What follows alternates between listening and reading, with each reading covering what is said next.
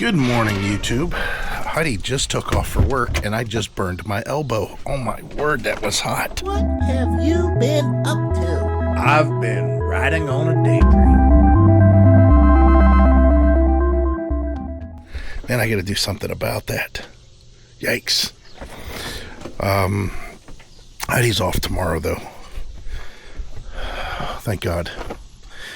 And thank God for this weather. Now, I didn't get to come out at all yesterday because it rained. And I think it rained the day before too. I'm not sure. I can't remember now.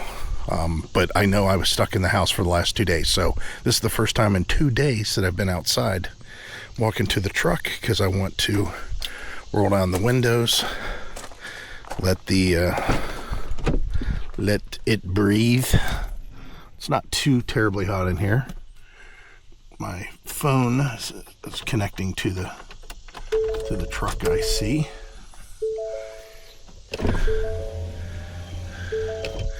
I'm glad we got this truck. This turned out to be, so far, a pretty good deal. What am I doing today? I don't know. Oh, see, now the music's playing in my pocket.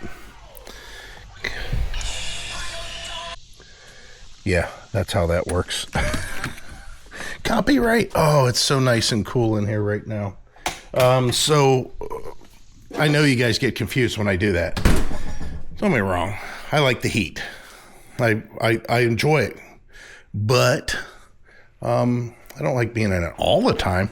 I need to rearrange the garage slightly, but more importantly, look at today and look at all the next few days. Today is Monday. So we got 91. Wednesday, you got a little rain thing going on, little rain maybe there. But look at all these days. Man, I can't sit in the house when it's like that, regardless if I need to or not. Let me turn off the ding ding, because I'm going to get the ding ding warnings all this time if I don't turn them off. There, we'll mute that for an hour. So we've got stuff that needs rearranged in here to make it a little bit more normal again. Had Heidi pick me up a couple sawhorses the other day at Harbor Freight, because that's what we have underneath here in this table, and I use the crap out of them. Unfortunately, I don't use them as sawhorses, and fortunately, unfortunately, however you want to look at it, I need to use them as sawhorses because I do have wood that needs to be cut here.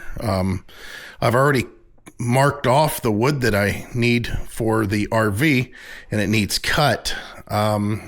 We've got the insulation over there. I think we have some screws in here. I have self-leveling lap sealant for up on the rooftop, click, click, click. I have cap sealant for what we're going to do here. I have a whole bunch of Dicor, or I should say butyl tape that's inside. I had to replace the knee pads that I used to have knee pads that I worked on our, what's that called? Our pop-up camper years ago. Of course, we sold them. We got rid of them, whatever. I'm missing, there's some more stuff that I'm still missing. Oh, I see it. I think I see it. I'm pretty sure I see it. Yeah, all this stuff. Let's see what we got in here. Again, you can see why I need to do some work on straightening up, because it's messy. I didn't go for the Dicor brand because Dicor was expensive. This has good reviews. We'll see how it works out. Liquid nails for the adhesive, and some longer screws, some exterior screws, some really nice screws. To help me with securing the tracks in. And you can see the tracks are right here. Here's the original track, and here are the replacements. I didn't know I was going to get so many. My bad. But they did change it a little bit. It's changed out slightly. And this one has like upper and lower termination pieces, so that's kind of nice. Heidi picked up a hedge trimmer for me also because I've been needing to do some hedge trimming out front. When I say hedge trimming, I mean I only have just a few bushes. So with all that stuff, do I want to deal with it today? I mean, the sun is going to be pretty brutal on the backside of the RV. I don't want to work back there at the pole building. I wanted to pull the RV up here because I have a feeling that I'll be running back and forth with tools and ladders and stuff more than I want to be. So let me think about that. The answer is no work on the RV. And the reason is because it's going to be 91 today. And again, the sun's behind me right now, and it would just be beating down on me the whole time. And working with butyl tape and sealants and stuff, it's not good to be working necessarily with a surface that's probably going to be close to 100 degrees. You know, the surface will get much hotter than just the temperature outside due to the sun's radiation. But the reason is that even though we have a few 90-degree days, next, I think Friday, I just showed you the weather there. We're gonna have a few days that are in the upper 70s. Well, shoot, I can definitely work in that, and it'd be a lot easier. And it looks like there's a few nice days. Nothing is worse than trying to rush a job because you're fighting weather. You know, trying to beat the weather, whatever. Sometimes it's fun, but I don't feel like that what I'm doing is something I want to rush on any level. I want to make sure that I get it right, as all this stuff is a little bit on the expensive side, I guess you could say. I mean, it's a little bit more expensive for some of these sealants and things. So yeah, but we are going to go. I got to get in here and look at the RV because I don't like leaving it in there just days on end. Neglect is the reason that it's in the condition that it's currently in, and that is they just left it in storage, which unfortunately was outside storage, and they never went and checked on it, you know, to see if anything was going on. It's actually pretty comfortable in here. It did rain, like I said, for a couple of days there, so what happens is the moisture just kind of comes up from the surface. I don't know what you want to say. It just makes it damp in here overall. But when that happens, the evaporation process, you know, of course, causes cooling. But I do want to make it a little bit drier in here, so I'll leave the door open. The other thing that I need to do is, obviously, whenever the RV's out of here, we've been talking about this, is I got to clear out these trailers. I definitely need to get this stuff thrown away. There's a lot of wood there, and I'm the worst when it comes to that, because good old hardwood is something that is hard to come by anymore. Nice straight boards that have been around for a long time, and I have quite a few that are up in the shelf there, I guess you could say. But yeah, I'm having kind of some remorse when I'm looking at this stuff now, because I just planned on getting rid of all of it. And I have enough storage in here. I don't know exactly why I would. But then again, I'm not a woodworker. I'm not that's not my thing. So I don't know why I just don't get rid of it all. See, you can see how much it rains in here.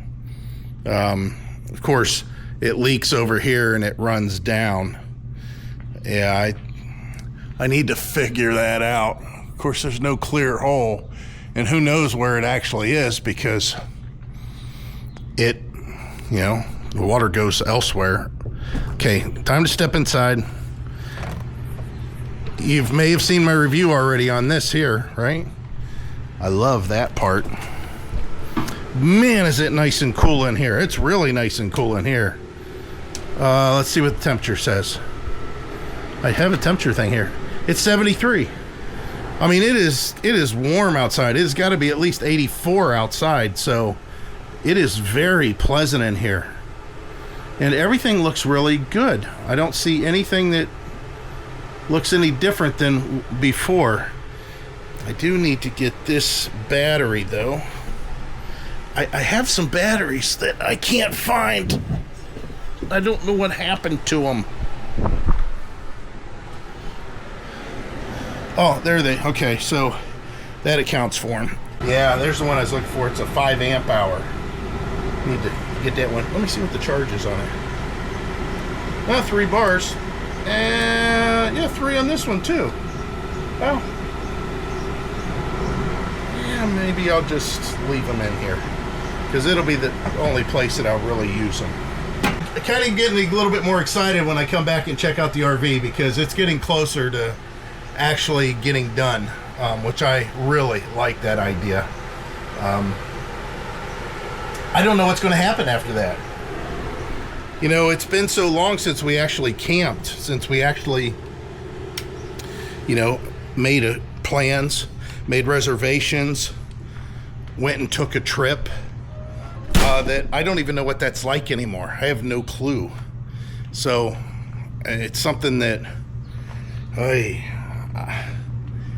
and the funny part is, out of all the times that we went camping when Heidi was working, and we did that a lot when we first started the channel and prior to the channel even being born, we used to make reservations out at West Branch. West Branch is still one of our favorite parks. And Heidi used to get off work and I would try to plan it to where on Friday, I believe it was, she would get off work, or no, that wasn't it. How did I do this now? I honestly don't remember how we did it even, because she always has Thursdays and Sundays off. Let me rephrase that. She used to always have Thursdays and Sundays off. So she would get off work on Wednesday, her regular scheduled time. She would drive probably back to the house, maybe get some clothes or something that she didn't pack. In the meantime, I had already taken the RV out on Wednesday and checked in. She would come out to the RV then. She'd have Wednesday night. She had all day Thursday. And then she closed on Friday. So she would get up Friday morning. Maybe we'd have breakfast.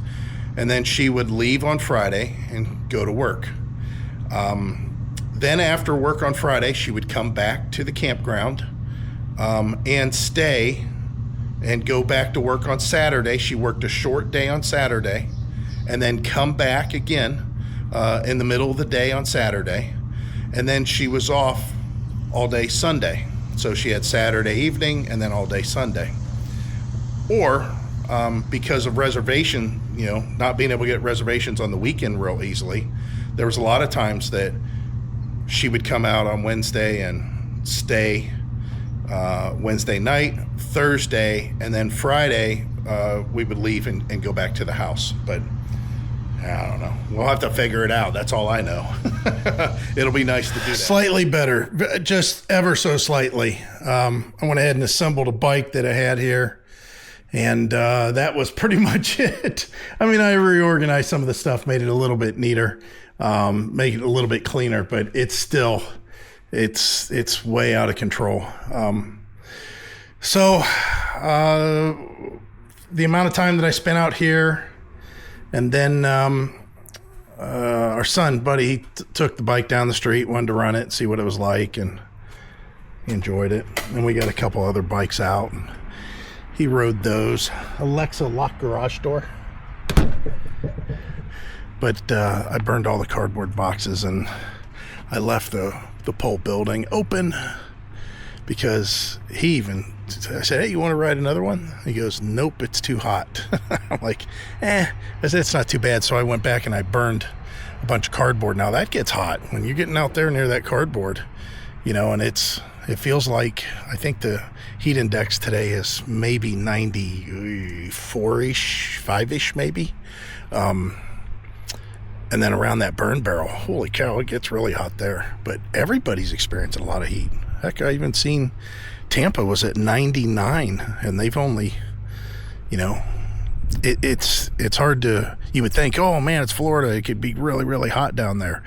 Well, it can, but it's really hard to get extremely high temperatures near the water. It's, because the water regulates the temperature to some extent. A lot of you are probably northern people like we are, and you like to go RVing. You like to get to the nice places, the nice weather, using your RV. Even when we were on the road and we lived in our RV full time, we found ourselves doing little vacations. We went on the casino cruise a couple times. There's other times that we would just go and stay in a resort for the evening, maybe for the weekend. It's something that when you're living full time, it's just your house is rolling. So you still sometimes like to get away from the house and get to go do stuff. Now, most time we did that in an RV, but for a lot of people that watch our channel, you guys aren't necessarily RVers. You just like watching RV stuff. I'm going to tell you that if you decide you want to get away from things and it's not going to be in an RV, I want to refer you to Johnny's Travel Company. Now, Johnny's Travel Company is a one-stop shop as far as you get in touch with him, letting him know what you're looking for, and him using all his contacts, all his abilities to dial you in to the package or a vacation that you want. There's a lot of all-inclusive stuff that you may not even know about. You might be wanting to just go on like a little 3-day cruise. Maybe you're already down in Florida or in Texas or off the coast of the Carolinas, and you just want to do a little cruise. You just want to do an out and in, kind of a thing. Johnny's Travel Company will help you with that. Now, whenever you contact them, tell them that I saw your information on RV Daydream's video. So just say, hey, I watched Mike and Heidi's video on Johnny's Travel Company, and I'm contacting you to see what you have to offer. It doesn't hurt to call. I mean, you're not going to be hounded by him. He just knows how to get vacations planned, and he knows the places that are hot. So yeah, if you check him out, if you just want to go to Facebook, it's Johnny's JOHNNIES Travel Company. And it's everything. South African tourism, Las Vegas Convention. Here's Virgin Voyages, St. Kitts tourism. Here's ALG Vacations. Lots of different cruises. Best of Holland and Belgium, A Taste of Christmas. I mean, there's all kinds of things that you can do. And the thing is, I'm in the same boat. If I was to plan a vacation, I have no idea where to start. I mean, it's going to be calling somebody. Well, why not call him? He already has the experience to get vacations planned and put into place, and he could just basically do all the work for you based on what you want. He will go through then your itinerary of, hey, this is what I have for you, and then give you a total amount, and then you can work from there. That's how that works. So again, you're going to call somebody. Why not call him? So Johnny's Travel Company, and let them know that Mike and Heidi sent you. Good morning, YouTube. We have something different today. We have something a little bit different today. We have Heidi here. Oh, we got some rain last night. Not very much. We definitely got some rain. So yeah, Heidi's off today. And what does she do? Immediately goes running to the garden. Well, she ran out and got some coffee and breakfast this morning, but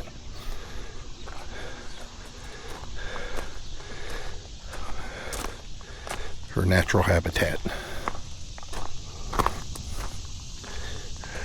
Is this your natural habitat? No, it's definitely not. So are you getting a lot of beans? Yeah, my bowl's almost full. Ooh, nice. I'm going to go ahead and turn on the sprinkler. Now, we got some rain, apparently. Still good, right? Wow, you got a lot of beans. Yeah. These are loaded. I mean, like, they're just going to grow all season. It's crazy. So we're... My back's broken. Your back's broken? The reason she's out here doing this is because today's heat index is going to be 101. Right now it's probably, I don't know, 80 something. Yeah. But it feels comfortable right now. But yeah, Heidi's got the intention of coming out to this garden right away. We got to do some errand running today, and then I think we're going to be stuck indoors, right? Yeah, it's gonna be just too hot. Yeah, that's, you can hear the cicadas. Oh, I've been meaning to tell you for probably the last week at least. You know what we have here that is pretty prevalent compared to everywhere else we've ever lived? I've seen lots of horseflies. Oh, I think that one bit me in the back. Yeah, I have never seen so many horseflies. Look at that tomato. Is that red at the very bottom there? Yeah. Ooh, we got one to pick. It's funny because, you know, we know what a garden is. We've had gardens in the past. And we always think, we're going to put in a garden. And then when we do put in the garden and stuff starts coming in, all of a sudden it's like, can you believe that you can put stuff in the ground and it grows and then you can eat it? It's like a revelation. Yeah. Hey, what did you say this stuff? Cilantro? Boy, it's really growing. Did I started that From seed? Cool. Okay, let me get stuff loaded up in the truck so we can go to the UPS store. Excitement. Going uptown. Okay, so maybe you guys have or have not seen our review, but yeah, this is what Heidi and I did on our day off. If you haven't seen that review for these blinds here, you can see it's motorized, right? Whoop-de-doo, right? I mean, it's kind of cool. But we just installed some more. We installed these here today. So we had a lot of sun. You can see there's a lot of sun that's trying to come through there. And Heidi said, well, maybe we should put blinds back up again. And I'm like, I don't know. Maybe. It's up to you, how you feel about that. And yeah. And we definitely have sun that comes through here. So we went ahead and installed blinds in here. See what it looks like. And we can control these individually if we want. But nice, right? You can see, I mean, it immediately gets really bright in here. The sun really starts coming through. So we knew this was something that we needed to do, and we kind of put it off, but that's what her and I did today. Kind of cool, huh? So why am I dorking around here? Well, I got tools and stuff I need to get back out in the garage, but before I do that, I need to go back to the pole building, and I might as well go for a little walk. It's very warm out. As we've mentioned, earlier when Heidi was out here, that the heat index today is 101-ish, I think. So I brought out my Champion generator, which hasn't been run in quite some time. And Heidi says, oh, we should run it on propane. I said, well, I don't have very much propane. And I said, it's not an unlimited. This is the kind of thing that I want to avoid whenever we're, camping, or when we're on the road traveling and we decide to stop overnight. I started this generator on whatever was in that propane tank. I don't know how much. Probably at around 10 this morning. Yeah, probably around 10 this morning. Maybe 10:30. And here, I don't know what time it is now. It's not horribly late. No, it's 2:45. And it shut off. Now Heidi came back here and she says, hey, your generator shut off. I'm like, all right. And she goes, I smell propane. Should I turn it off? I said, it's up to you. I don't think it makes much difference. Oh, it's nice and cool in here. Ooh, it's very nice and cool. So it hasn't been shut off that long. Let's see here. It's 77 in here. So let's go ahead and turn this off. Doot, doot, doot, doot. and we'll fire up the generator and we'll see what it's like. Man, I do like this. This is still by far my favorite generator overall. Even more than that 4500 that they're selling now, because this one here has a shorter profile, and you know, it's 3500 watts, so that means it's less wattage, you know, less fuel use, basically. I don't know how else to describe that, but let me see if I can find a place to set this camera down. So even if these propane tanks were full, I did, you know, runtime test when we first got a generator that was like this. I don't know how to describe that. So here's what happened. When we started on the road, we had we bought a dual fuel Champion generator, and I think it was 3,300 watts or 3,200 watts or something like that. It wasn't 3,500. I do know that. Just go back and check out our video. You'll be able to see. And we liked the generator. We carried the generator with us. We had our Terry camper. We had that guy weld on a frame that this generator would fit on, and it fit on very well, by the way. Yeah, this only got 12.8 hours on it. And it fit very well on the Terry camper.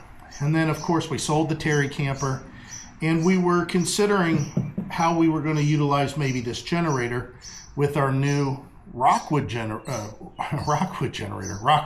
travel trailer. But that's whenever I went ahead and installed those micro air easy starts, because we had 2 rooftop AC units, and I decided to go with the Honda. And you know, that, as they say, was history. You guys have been with us for a while. You know that when we bought that fifth wheel, we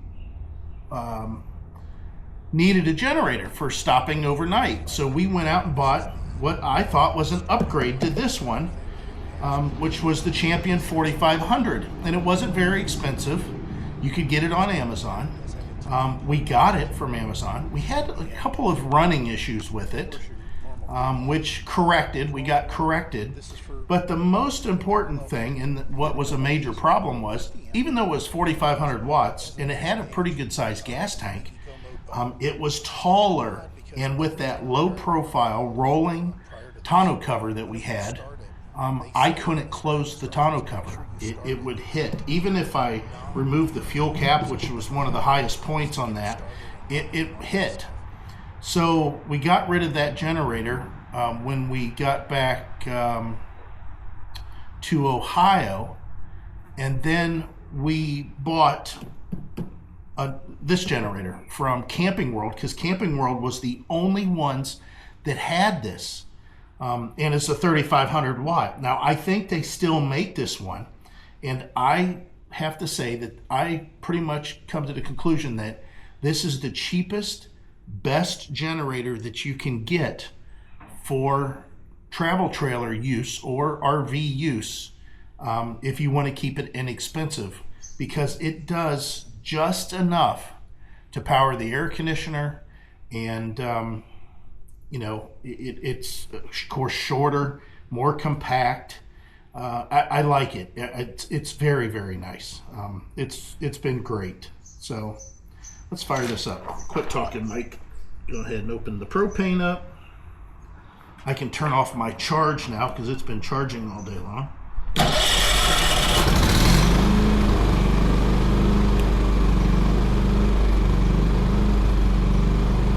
Alright, let's plug in the old RV here. Get a little snap sound, I'm sure. Nothing too bad. And you guys can stay out here and I'll turn on the air. That way you can hear what's going on with the generator.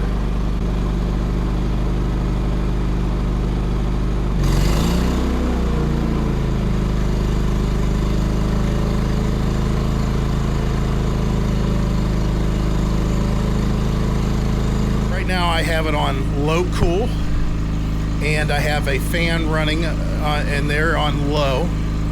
And of course the battery is being charged on some level. And again, I have it on eco mode, so not a big deal. I mean, this does a pretty good job doing what it does. I just need to get some more propane. But going back to what I was saying, when we were doing those run tests, I can't remember how many hours it could run on a full propane tank. Some reason I think it was 12. I know it's longer than what it would run on if I filled the gas tank, because the gas tank's just not that big. The thing is the propane costs a little bit more overall for usage, but it lasts longer. So if you're wanting to run it throughout the night, yeah, that's what you got. Now, what I could do is get a bigger propane tank, and you know, that's a tall RV propane tank, and it would run longer on that. And it's, you know, I could consider that. Maybe we'll do that, possibly, but I still like the idea of the Honda because it sips fuel, gas is everywhere. You know, it's sometimes a little harder to find propane tanks, even the smaller, shorter propane tanks, than it is to find gasoline. You know, you can always find gasoline. So, yeah, we'll let this thing go to town here, and I'm sure it'll be fine. I'll move my propane tank, my empty one, out of the way, or maybe I'll bring it. Nah, I'll just leave it back here. We'll shut all this down tonight and cover up everything, and yeah, it's kind of nice. I was trying to think of a way that I could tell if the generator was on from the house. Now, I could plug in a light. There, how about that? I could see that from the house. If the light's off, the generator's off. Simple solution, right?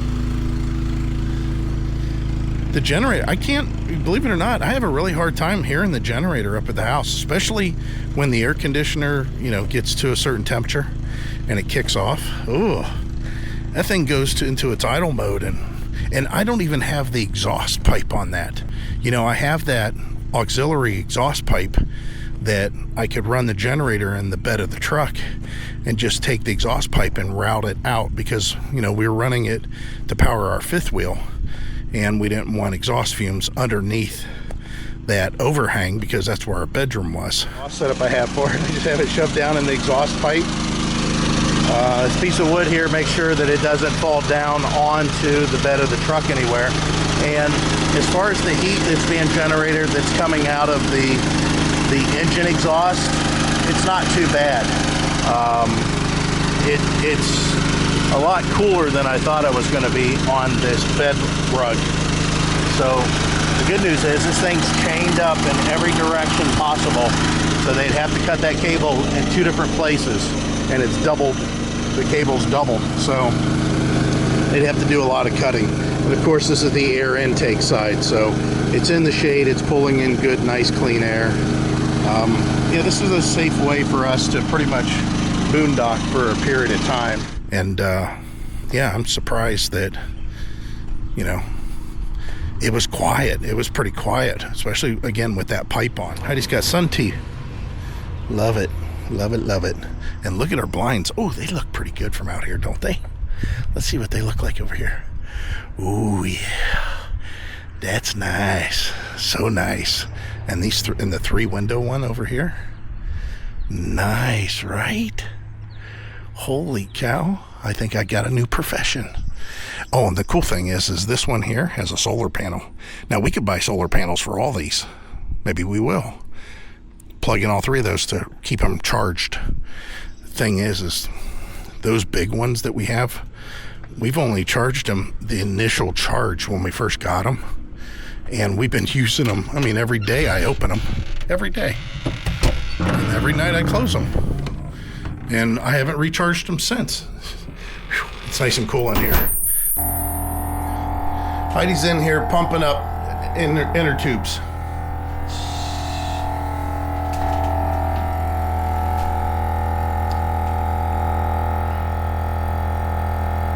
I forgot we had that. Oh, there's a fly in here.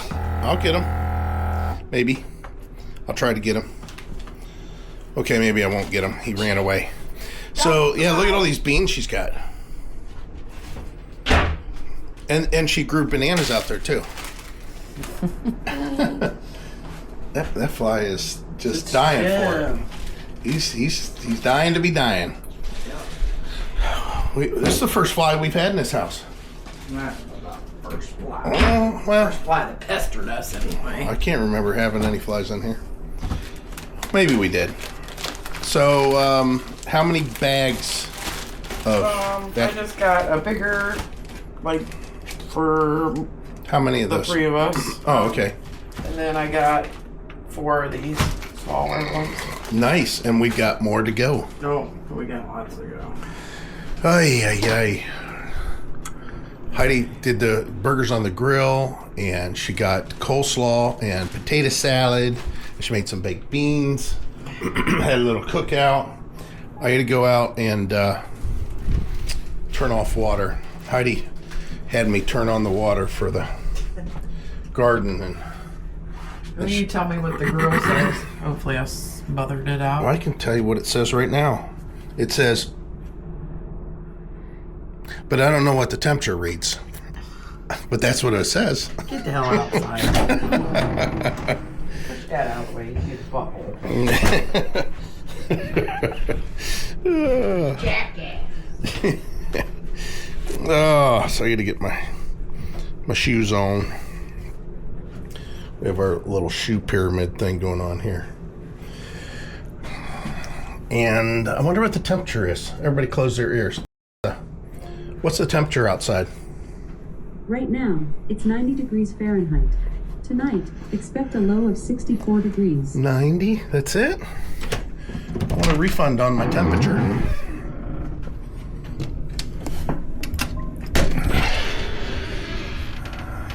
The grill looks like it's still up in the hundreds, maybe 150 or so. Let's see here. Oh, yeah, it's 150. So Heidi had said, why do you have the water on? I said, I don't know, I wanted to water figured I'd water the garden. And she says, that's not a good idea because it's not good for gardens to get watered in the heat of the day. So I got online and looked, and it says while it is generally a good idea to water late in the evening or early in the morning, you can water during the day. The leaf scalding thing, they said, is not as prevalent as once thought after they've done studies on it. They said that actually that faster water evaporation is good as long as the roots see water, for the reason being that the leaves, whenever you just water in the morning or late in the evening, may develop fungus or bacteria more easily, because the sun's on it during the day. It does a little bit better with those things. I'm glad I opened this door. Look how dry it got today. It definitely dried out. You can tell, I mean, just like where the tarp was. Yeah, good decision there. All right, let's see what this is like in here. Hear the birds are chirping. Ooh, it's chilly in here. Woo! Oh, it's too cold. Actually, it's not bad. It is 69 degrees. I think that's good for today. When turn that down, I'll turn this around, turn the beat around. maybe turn it up a notch or 6. And yeah, we'll let this go for the rest of the evening. Uh-oh. I hear the generator fluctuating quite a bit. I don't know why that is. Maybe it's running out.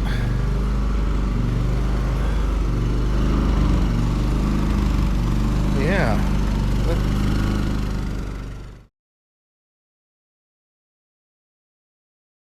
Good morning. No, afternoon. Sorry. Afternoon, YouTube. I forgot what I was doing this morning and how much time I've spent on what I was spending my time on. Oh. Today is wonderful. It is 90 degrees and there is a breeze and the humidity seems pretty reasonable. Now, they said we weren't going to get a reprieve in the humidity until Thursday. Today's Wednesday. Nice. You know, this is one of the... I ain't going to say it. Never mind. I'll shoot myself in the foot. It's a little bit warm in the truck, though. Oh, I hate this because now it's going to start playing music on my phone. Ay. Always something. It is very pleasant. I can't believe how pleasant it is. I'm very comfortable. So much so, I was going to drive my truck back to the pole building, and I'm not. I'm not going to bore you with what's going on in the pole building because I'm just going to go fire up the generator and run the air conditioner in there again to keep it nice and dry. But today I can almost work on it. But there's going to be rain. We had fresh tomatoes on our grill cooked hamburgers. Man, that was nice. We've had, all the green beans that she's been either cooking or she's been freezing. Yeah, everything's been really pleasant coming out of this garden. I'm surprised. I don't know why. I mean, I don't know why we don't do this more often. And I'm sure a lot of you probably have that same sentiment of, yeah, I like having a garden. And it's not like it's a lot of work. I mean, it's just basically planting. I don't know what that noise was. Something that flew by. It's just baits.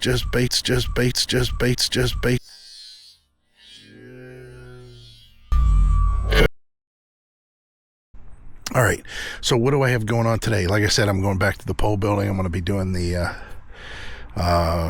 air conditioning on the RV. I have yard work that I'll be doing probably maybe tomorrow-ish. I don't know. Heidi's off work tomorrow. She has a day off. But let me tell you a little story. Now, I've already put on my last video how we got hacked. And the scammers were really smart. They tried to tie up my phone and all that stuff. Well, another Gmail account apparently that had a shared password that I did not realize, it got hacked. That one might be lost. I might have lost that one altogether. I have one last ditch effort that's being made by Google to recover it. I don't know if it's going to be successful, but I have my other YouTube channel, which I haven't done a video on in probably 8 years, but it was going to be a review only channel. And it's very raw. It's early on in my videos. But that channel is LEBO View. If you want to go check that out, LEBO View. And like I said, I didn't know what I was doing. It's not like I know what I'm doing now, but it was just a raw thing that I was trying to attempt. And it was fun. It was fun for what I was doing it. But anyways, the Google account that's attached to, or I should say that controls it it's been compromised, and we don't have access to it anymore. We don't have access to our emails. Now, I want to be clear that even though the YouTube channel was old, since that account and that email was so, let's just call it virgin, because we hadn't used it. We generated it, and then we hadn't used it for 8 years. In just the last year and a half to 2 years, we decided we were going to utilize that for a lot of our personal things, because our normal accounts were getting, or, email accounts, you know how it is. You start getting a lot of junk mail. You got so much stuff coming in, for every 5 mails that are legit mails that you want communication on, you get, 1 or 2 that are just spam, and it's confusing. And anyways, so we decided that all of our house purchasing at the other location, all of our taxes, everything was going to be done using that email account. Anyways, somebody else has control over that now. So Heidi and I spent all day yesterday, as she was off, just, I don't know how many hours. We spent 4 hours just securing all of our accounts, changing all our passwords, changing all of our email addresses on said accounts. Man, getting hacked kind of sucks. I think it was my fault, though, because I thought that I changed that password because it was linked to the account that got hacked, and I must not have. And whoever got it, Heidi and I mean, it's not like we did anything wrong, but yesterday we were working on something. I'm trying to think what it was. Oh, we were installing the blinds on our house inside. We were doing that whole install of the blinds, and then Heidi was cooking on the grill. And when we came back in, or when we finally got to sit down and relax, we had notifications on our phones that said, someone just logged into your account. Was this you? Well, so much time had gone past that that person had already went in, changed the passwords, and put on a security key, a USB security key or an NFC security key, which Heidi and I have bought. We're going to do that with our accounts from now on. And they changed the phone recovery phone number. They got rid of our phone number and all that. They had probably 45 minutes to do all of that, and that's plenty of time. I mean, plenty of time. So that kind of sucks. Live and learn. No big deal. I'm still here. She's still here. They can only do so much, and that's the life they chose. Good for them. If they feel as if that was something that they feel like is a smart move. God, that's a big grasshopper. Kind of startled me for a minute. All right, I thought I seen a cucumber here. If I did, I'm gonna take a picture of it, send it to Heidi. She'll be, oh, there it is. Look at that. Oh boy. Oh, there's one there too. Today is going to be 90 degrees. It says 89, but I already know it's 90. I don't know why it's saying that. And tomorrow's 80% chance of storms, but the dew point is around 72 and the humidity's 82. Okay, well, I don't know why I don't have a lot of humidity right now, but maybe I do and I don't realize it. I am not going to mow the lawn. Maybe I should, because it's going to rain. It's going to rain on Thursday. It's an 80% chance of storms. What do you guys think? You know what? I'm gonna mow. You know why? Because I'm not a wussy. I don't mind this temperature. This is nice. I like it. I'll be on the mower anyways. Too bad I don't have a big sombrero. Good morning. What a wonderful day. We got mowing going on over there. I'm trying to reach for the door handle while I'm holding a whole bunch of stuff. Yikes. The humidity's gone. It is in the mid 70s and it's windy, so I have a microphone on today. I don't think I can get away without having the microphone. But today's the day. It's the start of something wonderful. I'm gonna put this on the truck until I can get my door open on the garage. Oh, my left arm hurts. I don't know what happened, but so we've got the most wonderful weather going on right now for the next, I don't know, 4 days, 5 days. Then it'll start to get warm again. They say that it's probably not going to get as warm as it did prior to what we just experienced. But they said it's going to get really, really decent for this week, and then next week it'll warm up slightly. So I've got this stuff here. Always got some goodies. I need to get all this in here. I was working on a review in the house, and that required me to bring some tools in. Boy, my left arm is just useless. I can't even squeeze this battery and shake it off like that with my left. Yikes. So I've got the wood set up here, you can see, for repairs. I need to cut it out. I've been waiting for just the perfect time. I don't know how else to describe that. I've been waiting for, whoops, sorry, I just bumped the microphone. It's got a fuzzy, here, I'll show you real quick. It's got a fuzzy thing on it because the wind, I don't know, dead cat or whatever, and it was tickling my ear. I thought it was like a butt there and started dorking around with it. But anyways, getting back to what I was saying, there is no humidity. I don't even know how to describe this. I'm going to turn off the light in here.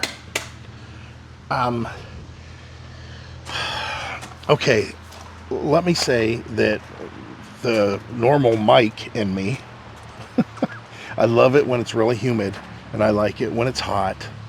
And right now, it's not hot and it's not humid, but it is very pleasant. I mean, it is a very, very, very nice day. The weatherman's been talking about this for the last week. Ooh, feel that wind. I actually got a little chill, which is hard to believe.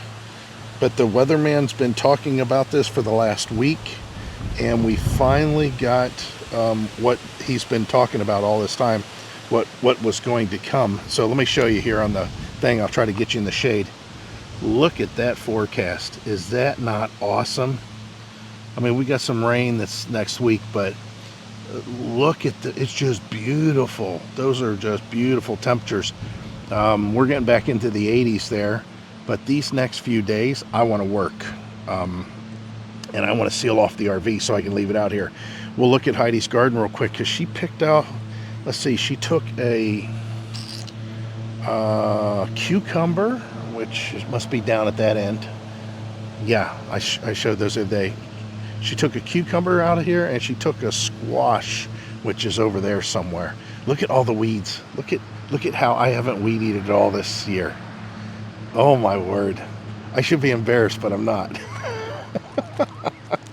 I don't know why I didn't weed eat. Look, I haven't weed eated along the fence. I haven't weed eated around the pole building at all.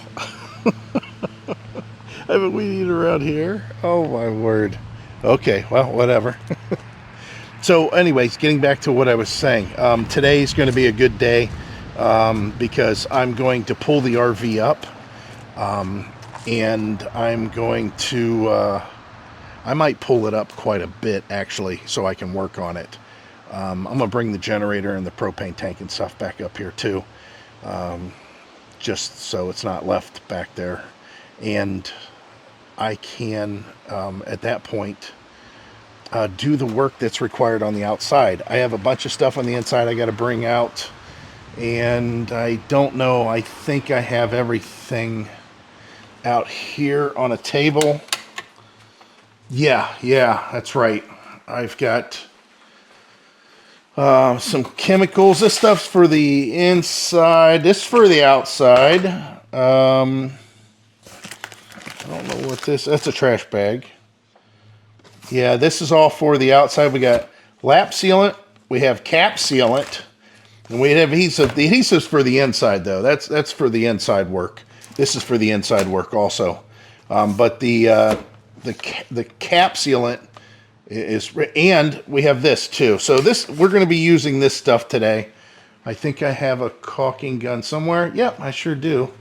It's got asphalt on. Oh, I forgot all about that. See how I get sidetracked? Oh my. Yeah, this was I'm supposed to have put this asphalt over by the gas meter where it goes in the ground. Shoot. I forgot all about that. That was way earlier. You guys remember in the video where I was showing you the ants down in the hole when they painted our gas meter? Well, I was going to fix it to where water didn't go in there anymore, and here it sits. All right, so let me go get the RV. Speaking of Heidi, she unfortunately has decided to try out a torture room. This place is somewhere where you can go, and they will pay you to expose yourself to low amounts of torture, which, okay, not really. She's just at work. Same thing. She's working.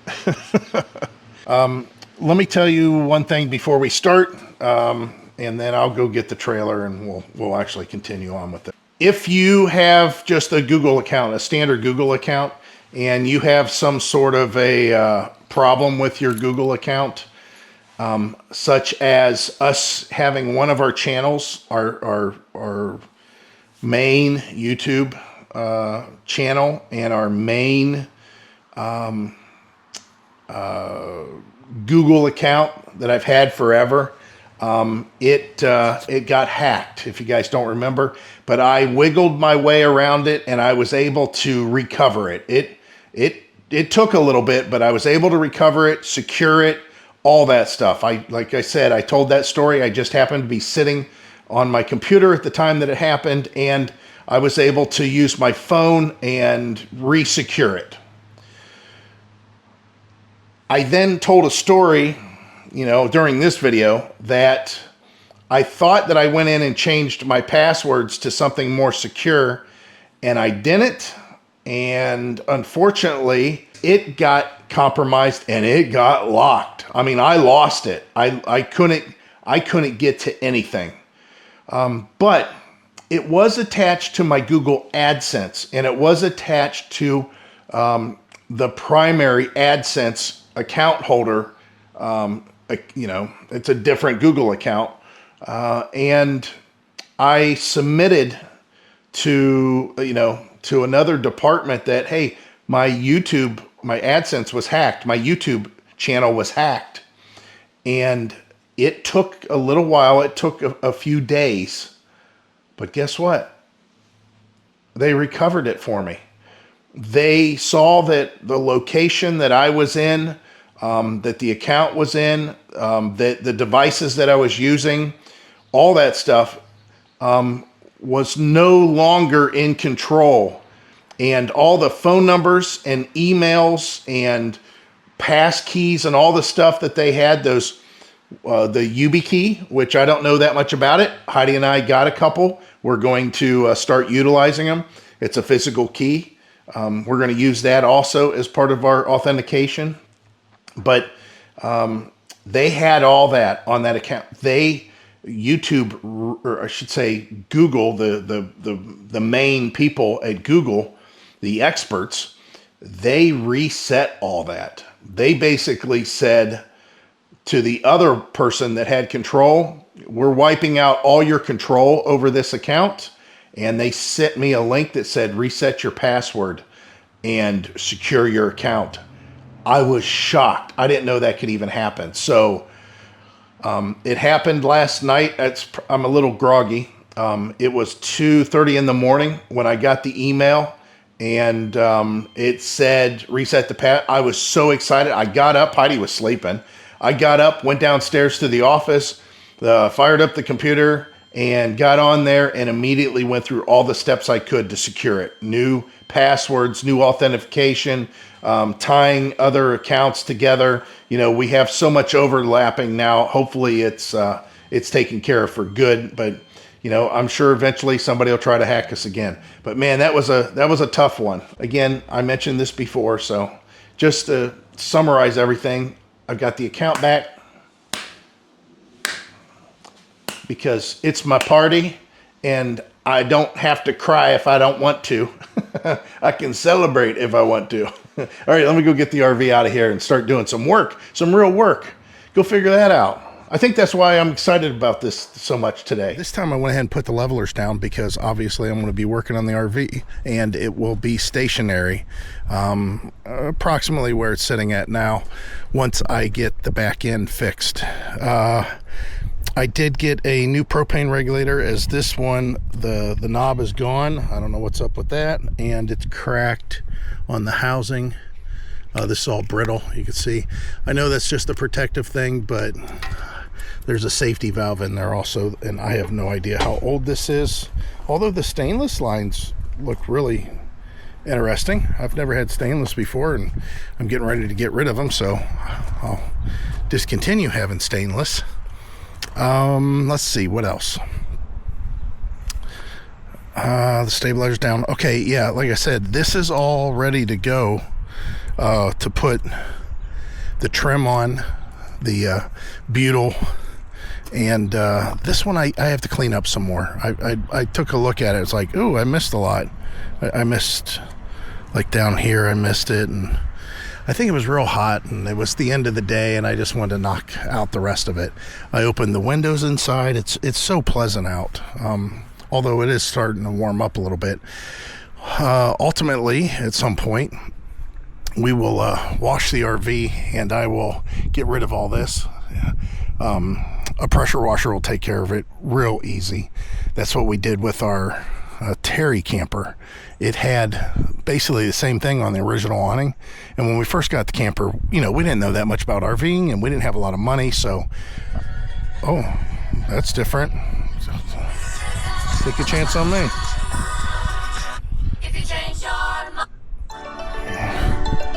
Don't know what that's about. Oh, I know what it was. I opened up the truck, and it connected to the music automatically. And some reason, even though I have, you know, accidental touch on my pocket, if it's in my pocket, it's still, if I have it facing towards my leg, it'll still kick on occasionally. But when we first had our Terry camper, again, not having a lot of money, we retained the original awning for the first year of ownership, maybe, yeah, at least the first year of ownership, probably 2 years. And then we changed it. Well, this one here, other than it's stretched in some spots, it's in very good shape. There's no holes, there's nothing really showing any indication that there's a problem. For the time being, this will be fine. I have no problem with it. We'll just clean it up, and I'm sure it'll do just fine for us. There's a really good deal on Amazon Marketplace, but it's the wrong size, and I don't think that I can make it work. This is a 16-foot 6-inch awning. Now, we've been blessed, I guess you could say, with awning size. Our Terry camper, although it was a 22-foot box, it had a, I don't know, 18-foot awning on it, something like that. It was a very big awning, and it covered both doors, and I talked about that on our earlier videos as far as travel trailers and what we might want. Well, we knew we wanted another big awning. We liked the idea of the big awning. So when we bought our Rockwood travel trailer, That awning was very big. It covered a lot of the RV. And of course, that was a 30-foot RV. The box was like 26 feet. I'm assuming that awning was probably 19 feet. Again, it was really, really nice. Now, when we got into our fifth wheel, it was a little bit different because we had a slide out on the campsite, and we had an awning off of the slide out. And then, of course, we had an awning over the main door. So we still had a very big awning. It was just two separate awnings. Flash forward to now, and you could see that even though this is a 21 foot, and I'm assuming that the body's 21, the overall RV size is like 25 foot. The awning's pretty big. It doesn't go, it could have gone a little farther. They could have brought it out to here, especially, so it doesn't cover up the window. But, that's what they did. That's how they did it. And this is a 16 foot long. And there's somebody on Facebook Marketplace that has a 12 foot add a room, and it's the rooms that it's the name brand Carefree, and it's said they used it once, which probably pretty typical, but it's for a 12-foot awning, and it has the entire room, the complete room. It is like new condition, and they want $75. I mean, that is a steal, because somebody else is advertising one on Facebook Marketplace, and they want, I think it's $300 for it. Man, $75 for a complete add a room. Has all the panels, have them all ID'd and everything, has the original manual, all that stuff. And I thought, man, that would be really, really nice. And then I thought, well, maybe I can add on another panel. And then I thought how hard it'd be to order the right color. And even though it's a few years, could be that it's old stock and now they don't have the same color. It'd probably look really dumb. But man, $75 would have been tempting. That's for sure. Well, it is tempting. So I'm yammering on because I'm kind of hesitating. I got to get this stuff cleaned up a little bit more, like I said, and before I do that, I want to make sure that I've got the wood reinforced inside so that the screws coming in are being used, that they're actually finding good wood to go into, and that's pretty much it. I mean, it's coming along. I have all that stuff available to where once I do it, we be done for the outside. I did the review on the hook, the Safener hook, the tire hook, chain hook, whatever that holds the plug. I did move that up, and I did rotate it around so that this little cover covers up the plug entirely. I like that idea. And again, that regulator being bad, man, I'll tell you what, Amazon has got to the point where their stuff is cheap. I mean, cheap. Just like a bird. Cheap. Put that over there. That's for a future project. But yeah, I ordered this on Amazon. Let me show you what you get. You get a new bracket that slides up and down on the, on the nut holder thing. You get the pipe dope thread tape, whatever, to tape off the fittings that you screw into on the regulator here. Doink, you see that. And of course down here at the bottom, you get the wrench and the screws, the self tappers that put that bracket on here that you boink, like that. You get two. I didn't know they were going to be stainless, flexible. You get two new, and they have, although I don't trust these gauges that much, they're on there. I'll see if they work. I'll tell you what, they probably will end up leaking, but nonetheless, you can always put a pipe plug in there if they do leak. But I thought, oh, you know what? See if they work. And then you get the regulator, which I don't know who makes the regulator. Of course, everybody's got their opinion about, you shouldn't run cheap stuff for propane and leaks and blowing up. And I get it. I mean, I know. But how much do you think all of this was? All of it. Put your guesses down below. Well, if you guessed over 40, well, it was over 40 with tax, but yeah, it's like $39 for all that. Hell, I remember there was a time that I think just the regulators, of course it was name brand, I thought they were like $45 because I bought one for the Terry camper. So I was thinking about doing this. I was thinking about putting this on today, and yeah, I still might. Howdy YouTube. I got a late start to the day for a couple of different reasons. One of them was editing reasons. Anytime I shoot with a 360 camera, which I'm shooting with right now, by the way, but I don't have it set up in a 360 mode. But when I go to transfer the video from the camera to the file, oh my word, it is a pain in the butt, because you have to, depending on how you have it set, you have to choose the angle that you want it to see, if that makes sense. Because like if I was to shoot a 360 video with this camera right now, I would have a choice of you looking at me, looking at the sky, looking at the wheels on the RV, looking at the neighbors. I mean, everything around the camera is being shot all at once if I was to choose 360, which isn't a bad thing, but it just takes so much longer with editing. But I shot a review video, and so instead of just transferring files like I planned on doing, I forgot that I had 45 minutes of changing perspectives and, you know, choosing what you see. There's a big, get out of there, birds are in Heidi's garden. I don't know what they're eating. Maybe they're eating Japanese beetles, but I don't know that for sure. All right, so I'm coming out here today. Let's see what it's like inside here, because I have to do work today on this for sure. I'll tell you, I miss those friction doors.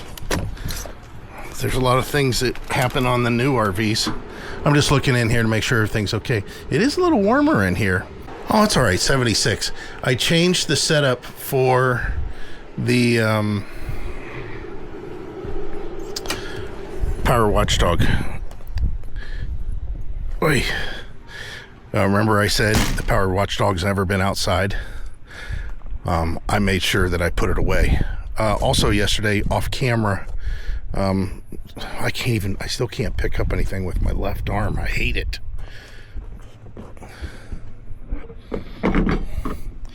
I put the new regulator on, so it's all in place. I just got to get me some propane bottles. I wanted to try to sneak that in today. I have to go back to the pole building. I have some stuff I got to get out of there. And let's see what we got going on here. Again, my left arm. I'm going to have a hard time working today if I can't use my left arm. Lights, lights, lights. And yeah, so the power watchdog, what I did is I put it in here. Again, I have a 110, 115 adapter into a 30 into a 50. The 50 connected to the power watchdog, which is a 50 amp power watchdog. The 50 into a 30, and then a 30 extension cord that goes out and connects to the RV.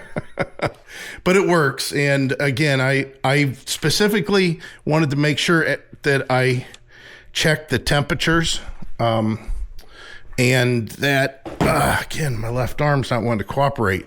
I wanted to check the temperatures of, you know, if I'm running the air conditioning on a really hot day. So I was looking all over for this. We traveled with this. We hit the road with this. We used this the whole time, and I could not for the life of me find it. So I was like, darn it, I'm gonna have to buy another one. And I did. I bought another one. And then guess what happened?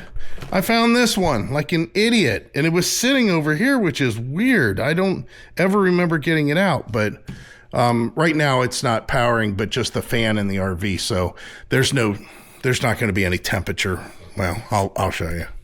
Let's see. So the wall is The wall's 71. The plug is 71.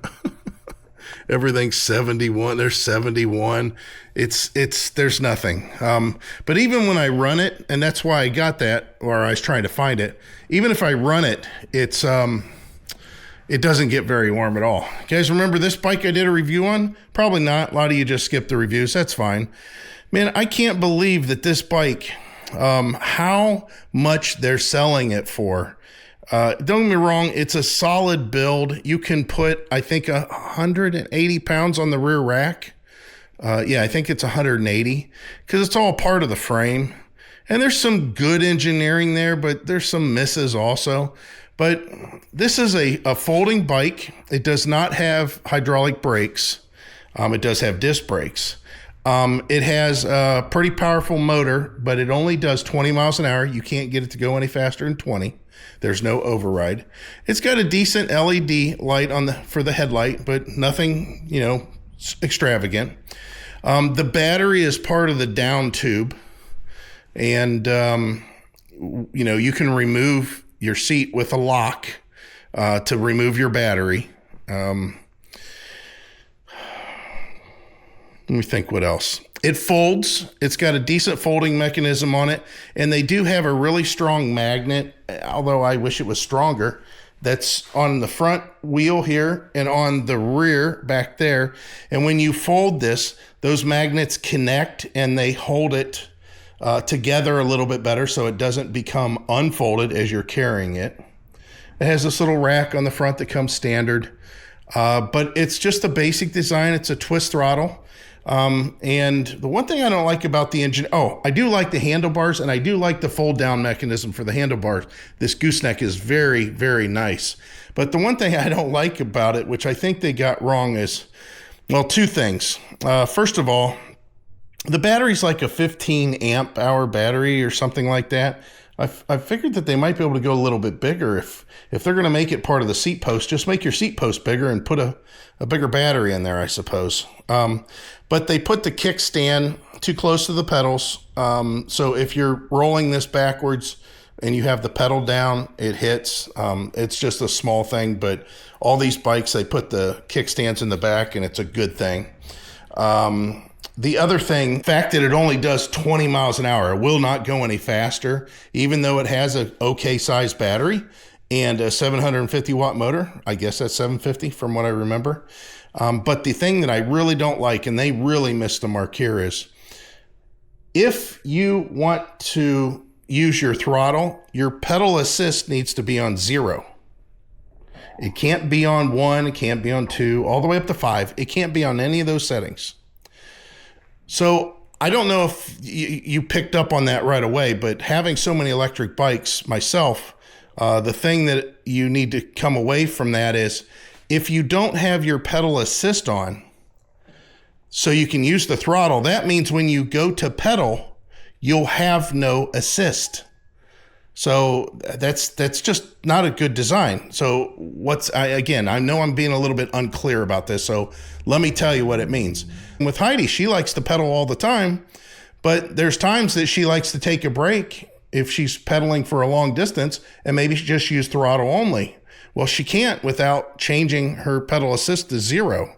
It's just, they should use them together. Every other bike, it's one or the other. You can't use them both together. It's one or the other. And it does it automatically. This one, you have to manually do it. But other than that, it's a solid bike. I mean, it's probably the most solid feeling bike that we have. As far as a folding bike, they did a great job with that, nonetheless. I'm going to see if I can do all this without being sidetracked. I apologize. I don't have my microphones on the camera today, so there will be a little bit of wind, and I'm sure that might be some sort of an issue. I will open this door, though. How's the song go? Let the sun shine in. You know what song was stuck into my head today? Tell me if you guys know this song, and I'll tell you why it's stuck in my head. Yeah, let me think how it goes. Obviously I'm not going to sing it. Something about this is the day that the Lord has made, and I'm so glad he made you. Yes, I'm. You can book me if you like. I can do tour dates if we want to. If we got enough interest across the country, by the way. But yeah, that's a Bible verse, I think. I don't. I used to go to church a lot when I was a kid. Psalms, maybe it's in Psalms somewhere. I don't know. But anyways, the reason that the song stuck in my head is because, out of all things, when Heidi and I was dating, she's a whole different story when it comes to that. I was just kidding around about, I'm available for events and, you can book me on a tour and stuff. But Heidi, that's what she used to do when we first met. She worked as a bill collector, and she was good at it. She was a really good bill collector. She also worked at a produce store that it's farm fresh produce. So she would do whatever they needed. A lot of times she would cut straw. She'd make strawberry pies, but she was a cashier also.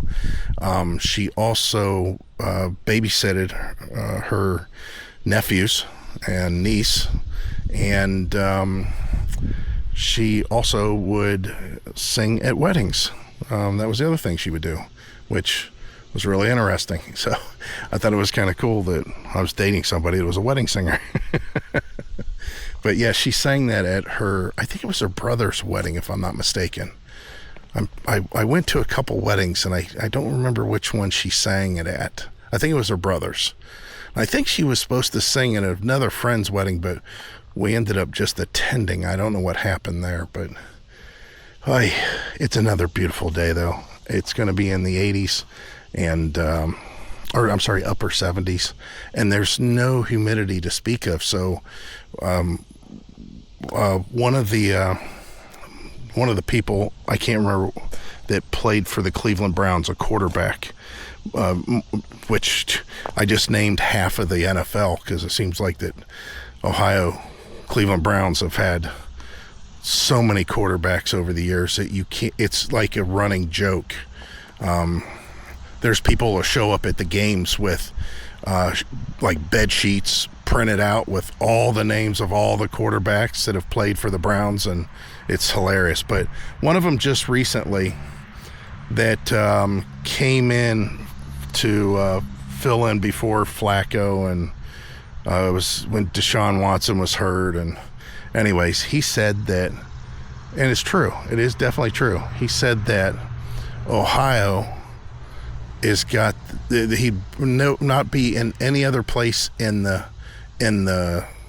country for weather-wise, but in Ohio for, I don't remember how many, he said like 6 weeks. He says there's 6 weeks of weather that Ohio has that is just incredible, and he's 100% right. If somebody was to visit Ohio yesterday and going to the next 4 or 5 days here, they would just think that it's heaven, because the temperatures are just incredible. It's just perfect. You can't even tell that it's, I don't know, it's when the temperature matches your body so perfectly that you can't feel anything. It's just comfort. But anyways, I'm getting way off topic. Let's go ahead and fix this RV today. Look who's here. Look who's back. Back again. You know what song was stuck in my head? I am ashamed. I'm ashamed that I don't have a treehouse built in some of these weeds. Let me tell you, I think that we should get another lean-to back here. Shed. Get concrete pad. We already got a wall here. And a door. I don't care about that. Yeah, well, that's a doorway. We could open it up and we could just put a barn doors, garage door. It's not going to be very tall. That's all right. So I've been working out here earlier, and then I took a break. So we got the first piece trim up, and I got to clean the aluminum. siding off there, you can tell, but I need to put the sealant on there. But I want to do the other side before that, because that butyl tape, oh my god, I forgot how nasty it was. Here, just touch it right there. Oh. Oh, it's sticky, all right. So I had it all. Your hands underneath your fingernails. Yeah. I got it cleaned off. That was the deal. It was Heidi got off work at 3:30, and thought I was coming out to help him. no, not that. It was 2:50 whenever I got finished with this, and my hands were just covered. Oh my gosh! I So, remember. When I got them all washed and cleaned, I'm like, you know what? I'm not working on this until after she comes home. But I thought she was coming out here to help me. She's like, nope. So I've got to do. I got to do the rest of this side. Or I'm sorry, I've got to do the other side, and I got to do some more cleaning on the other side. Then I will get the sealant, the cap sealant, and do all the gaps. I'll tell you, I see why the problem. We never really mess with aluminums on the Terry camper so much like this. Look at the gaps that are in there. I mean, they're huge. Yeah. I can put my pinky in some of them, like this one here. That's a huge gap there. So I need to fill that with the cap sealant. That's what it's for. And then but I'm not going to get out caulking and start doing that until I've already got the other side ready too. And and then I got to do a little bit on the front, but the good news is it'll be sealed. It'll be sealed off, as far as I know, till we find a leak somewhere else, which I haven't seen anything to indicate that anywhere at all. But that's usually how it works. I'm eating ice, so Heidi will have to talk to you guys. I got tomatoes, canola, green beans again. I'm not gonna get enough green beans to can. I'd really rather have canned green beans, so I might be giving them away. What do you think about the weather? Some guy told me today the only way we could replicate this weather is if we moved to San Diego, and he says we can't afford it. Some older guy. Yeah. He's like, I love this weather. I said, it's almost like perfect. Yeah. The sun is shining. It's a little warm. It wasn't like when I got in my car, even though I got my vent shade up, I get in my car when it's 90-some degrees. I can barely touch the steering wheel. I can barely touch the door to close it. And the gear shift. I mean, it's all so hot. Like today, it was nice. Well, Michael starts the car for me. I'm a little on the spoiled side. Because I forget that I have remote start. So there I go to leave work, and my car's 100 degrees. Michael's been, if he remembers when I get off work, he's been starting it. Yeah. That's one of the nice things, having an app. That's one of the things I miss on the truck. Yeah. There's times I'm like, oh, I know it's hot. I need to. Okay, I think I just seen the guy holy cow. He's got a Sprinter van. Maybe He's got a camper Sprinter van. Yeah, that's cool. Okay. Well, we gotta get rid of some stuff here, so we're gonna jump off. So Heidi kind of let it go, and I didn't get any more work done. You know why? Because Heidi said she wasn't going to help me, and she didn't help me. She said exactly what she's going to do, and that was not help me. But she's picking the crap out of these beans. How many more? I did set up for him to bring electric bike stuff. Yeah. Beans. I love beans. You know what I like to have? The beans with the casserole. Green bean casserole? Yeah. Have to cook these though. Like, you know what I'm saying? Oh, I know. No, I'm not saying that I couldn't do it, but I know. I don't like green bean casserole. Oh. Everybody else does, but I don't. Well, it's because they don't necessarily like the green bean part. They like the crust that's on top of it. And I don't care for that. But I'd eat it if I was hungry. So, I think we're closing out today.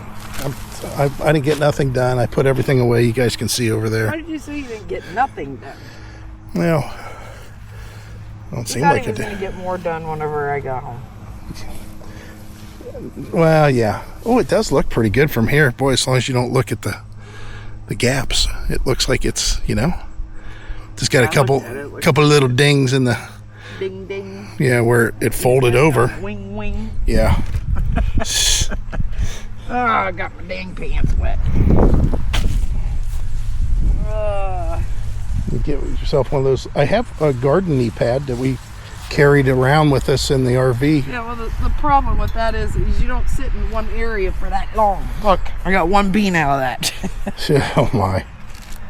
I gotta go up that row. You need over? Yeah, but Hey, you made it. See, I can't lift my leg that high. I can still do that, but barely. Okay, well, Heidi's gonna pick beans. I only got this row. And I'm going inside. But before I do, I think I'm gonna turn the sprinkler on, Heidi. Oh my! I'm It kidding. might actually feel good. Yeah, it's got a little warmer, didn't it? Yeah. I mean, we were just talking about how it's perfect, and now all of a sudden there's just a little tinge of humidity. Yeah, we're not complaining. Not complaining. Look at the skies, just wispy clouds. Holy crap! This plant rooted. What beans? Okay, say bye to the camera for another day. I work all day tomorrow. Yeah. And what about the next day? I work like 11 hours. What about the next day? I'm off. Yay! Party at Heidi's. Yeah. I'm off Tuesday and Thursday. I work a day shift on Wednesday. Ooh. Maybe that day I shift. get 2 day shifts out of the 5 days that I work. But I am training a new person, so hopefully that will change soon. Told him I was throwing him into the wolves. He said, what? I said, that's the only way you can learn. Yeah, that's true. I said, we can sit here all day and wait for something, something that you don't see very often. And he'll say, I don't know how to do that. Well, we can show him as it happens. All right. Say bye. Bye. Bye. See you later. See you later. Oh, my floor plan out. Idiot time. Now listen, I did a little bump stop, but I came to a stop because there was nobody at the intersection. Nobody. See, no one there. Even slowing down, and the GPS is a little bit wrong here, but still, it's close. It shows I'm slowing down. Still no one there, right? And I go, and there's a stop sign runner. Now, I would have went ahead and kept on driving straight if it wasn't for that poor little girl whose mother's an idiot, doesn't even have her belted in. She would have lost all her teeth, facial deformity, whatever, from me with my truck, pushing on that car, and especially that girl's door. And you see, she's on her phone, she ain't no seatbelt, little girl ain't got a seatbelt, she's not in any restraints or anything. What a freaking idiot. Well, of course, my window was down, so she heard it. So that little girl did hear a word that her mom's going to have to explain to her. Idiot. Good morning, YouTube. Good Sunday morning, YouTube. And today's a little warmer. You can tell by the cicadas, right? We're talking, it's going to be in the 80s today. I think about 83. I got to finish this RV today. It shouldn't be too difficult. It's awful quiet for a Sunday. I mean, I guess Sundays are normally kind of quiet days, but man, I ran up to McDonald's for breakfast, and man, that drive-thru was stacked. There was a lot of people there. Well, it looks pretty good from a distance, right? I do need to do some cleaning, and I do need to work on of course, all the sealant and everything whenever we get to that point. But the good news is, if it just happened to, which it's not going to, but if it just happened to downpour for no reason at all, I mean, just all of a sudden, just rain like crazy, we're good. It's not an issue. on this side. This side's another story. It's all opened up quite a bit. So I will, I'll work on this today. And it'll be done on the outside, and I can start working on the inside. So I guess I never did tell you why we chose this RV or our thought behind it. We were looking for a floor plan that was short. We wished that the kitchen countertop was a little bigger, but I thought it was pretty amazing that in a short little platform, they had a dinette and a couch. And I love that idea. With our travel trailer, our Terry camper, which was a very short camper, it was a 22-foot box. It was probably 26 feet overall length from tongue to bumper, ball to bumper, I guess you could say. But it only had just the jackknife couch at the front, and it had, the dinette table. And then we added another seat to the other side after I completely redesigned the front, got rid of a corner cabinet and basically put in a new table and, all that stuff. But I did like the idea that we had a separation between bedroom and, I guess you'd call it living quarters. So, the bed on the Terry camper was all the way in the back. Of course, the dinette was in the front, and there was a divider. So we were kind of looking for the same thing. Ideally, I would have loved to found the Terry camper again in perfect shape, but there's a lot of disadvantages when you get something that old. They start making things standards on these new ones, and that's what got us to this one, which is newer, obviously, than 1992. This is almost, it is. It's 20 years newer and then some than that Terry camper. And some of the things that they've changed over the years is just better materials, I guess. But more importantly, simple stuff like the tanks, for the most part now, are enclosed, even though this one isn't fully enclosed. The underbellies are enclosed better than what they were. And they've just redesigned some stuff. They've just made some design changes that have made it more nice. So we were looking for something that, and they also raise them up. These are a little taller. Remember that Terry camper was nice and short. I liked how short it was, but whenever you're going in and out of places, it's a thing, it's definitely a thing that you got to make sure that your clearances are pretty good. And I'm coming out here to show you that this has some good height to it. I mean, it's not too short. It's not too tall. It's just right. That's why that's why Goldilocks fell asleep. It's just right. So this 21 FB, this wide body thing, just means that it's an 8-foot wide. And that was pretty standard on a lot of them. This is just a marketing thing. And if you guys, which I've talked about this in the past, just because it says 21 and it's FB, which is front bedroom, the thing is, this ain't a 21-foot travel trailer. It might be a 21-foot. No, it's bigger than a 21-foot box even. It's gotta be. But whatever. So they raised the RVs up. I don't like that this one's got such a spaced axle, but I can deal with that. And we were looking for something, like I say, shorter, a little bit more user-friendly to get in and out of campgrounds and make it to where we could, just enjoy ourselves and not have to worry about reservations so much, or if we stop for the night. This would have been the ideal camper for us to basically dip our toe back in the water and see how far we wanted to take it. We maybe do an extended vacation with this to see what it's like, to see if it's livable. See when we're traveling how easy it is to travel and you know, what we run into. I mean, this was just a nice, you know, getting us back into the game type thing. And this whole debacle now became, unfortunately, something entirely different, and that is, you know, trying to make this all work and having a project right away. That's something that I did not want, and unfortunately we got.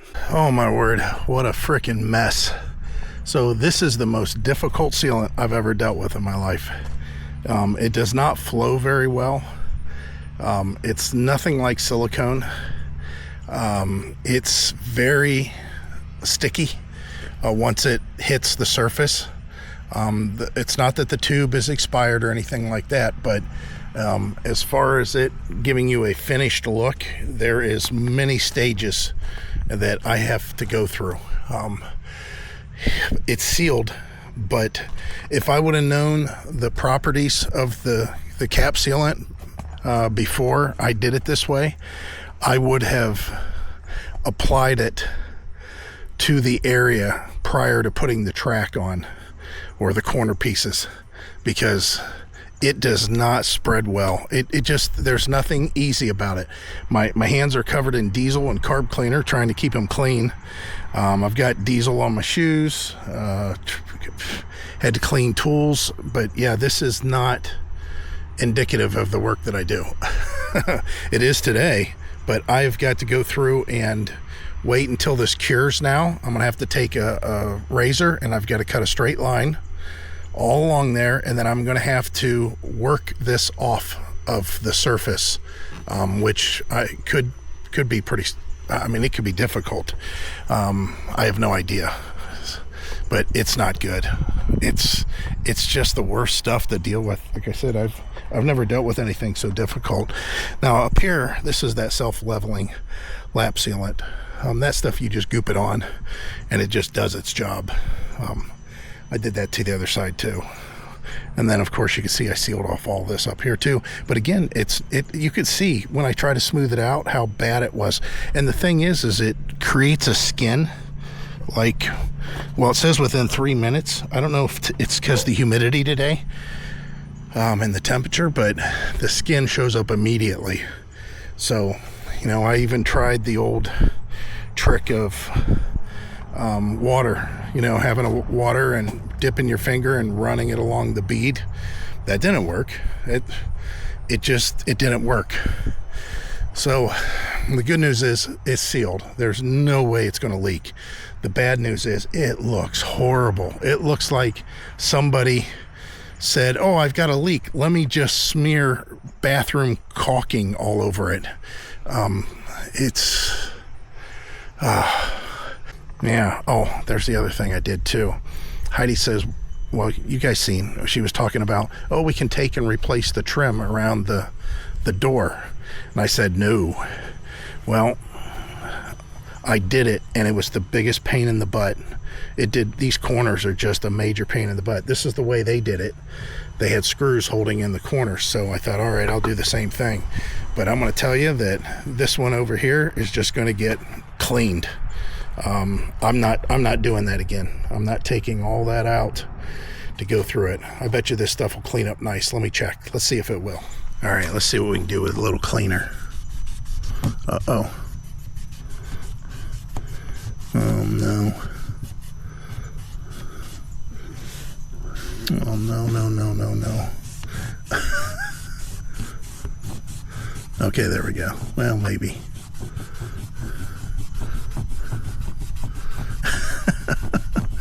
Oh, man. I want to have to do this side, too.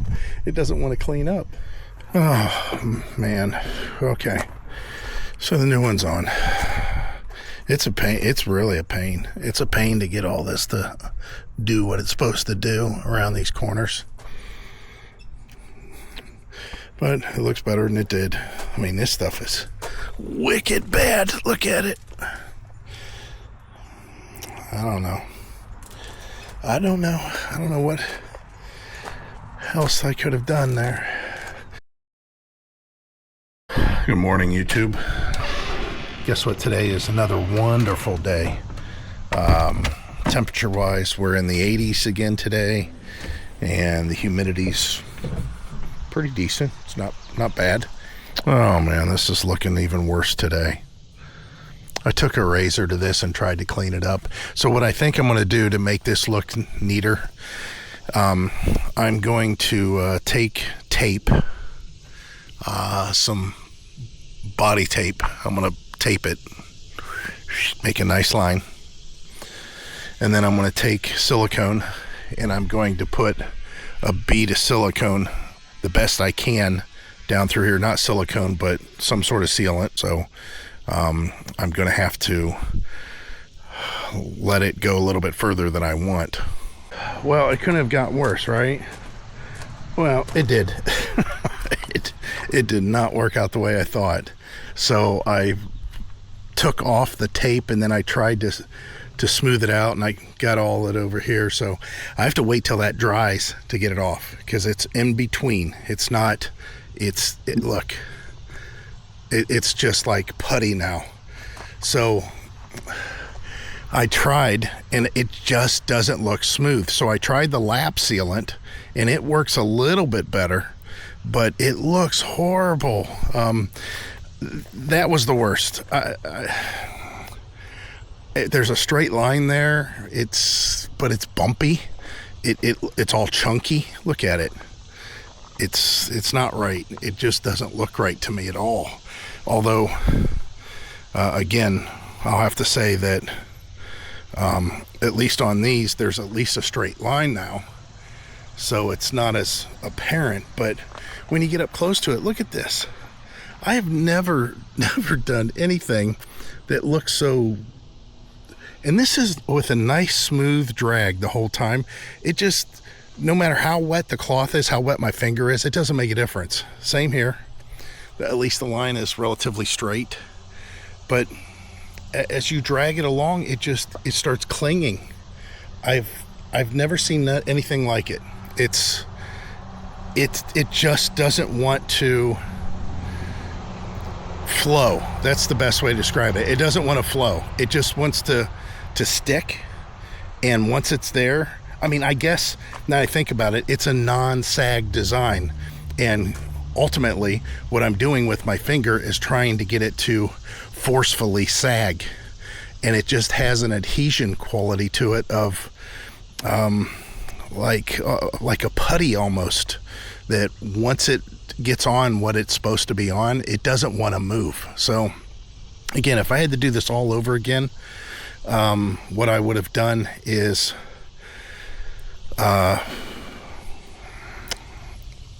put all the sealant on the back side of this, and then applied the corner trim to the RV, and then whatever squeaked out, I could then, take and maybe rub that off. But to apply it and to make a nice smooth bead, it just looks horrible. So what I'm going to do now is let's try an experiment. We're going to go in and see what the temperature is with the laser gun of the plug. Now it's been running the fan this whole time. I don't need all those lights on. And it's behind all this crap because I was digging, looking for stuff to clean off this cloth, or clean off the thing there, I don't know what you want to call it, the RV. I was looking for rags. I ran out of rags. It's funny how much crap you find. Oh, look, 5-gallon bucket thing. What's this? Oh, an old review. Holy cow, that was from a long time ago. Whoop. Throw that away. And pipe cutters. Yep. Some self-tapping screws. Yep. Some clamps. Yep. We'll hang the clamps up there. These tools I'll put over here. Maybe I'll remember to put them away. Okay, we're finally getting to what we need to be getting to. Oh, I was looking for the putty knife. Not this one, though. I was looking for a plastic one. Okay. Enough of the the screwing around. And this here I should put this outside somewhere. Let's go ahead and get this out of here. You guys remember this, right?